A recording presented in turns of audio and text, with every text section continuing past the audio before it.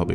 যে ব্যক্তি ফজরের নামাজ জামাতের সঙ্গে পড়ে, তারপর সূর্যোদয় পর্যন্ত বসে আল্লাহর জিকির করে, তারপর 2 রাকাত নামাজ পড়ে, সেই ব্যক্তির একটি হজ ও একটি উমরার সওয়াব লাভ হয়। তিরমিজি 586। প্রিয় দর্শক, আলেমে দ্বীনরা বলেন, কোরআন তেলাওয়াত যেহেতু সর্বোত্তম জিকির এবং সূরা ইয়াসিন কোরআনের রূহ, সুতরাং দিনের শুরুটা যদি সূরা ইয়াসিন দিয়ে করা হয় তাহলে তা অবশ্যই বরকতপূর্ণ হবে।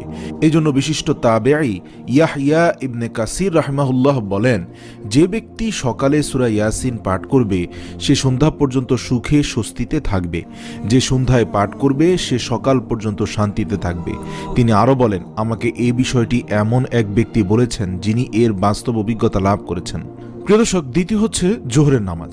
জোহরের পরেও নির্দিষ্ট কোনো সূরা পাঠের কথা স্পষ্টভাবে হাদিসে উল্লেখ নেই, তবে রাসূল সাল্লাল্লাহু আলাইহি ওয়াসাল্লাম একটি হাদিস থেকে নির্দেশনা পাওয়া যায়। রাসূল সাল্লাল্লাহু আলাইহি ওয়াসাল্লাম ওমর রাদিয়াল্লাহু তাআলা আনহুকে বলছেন,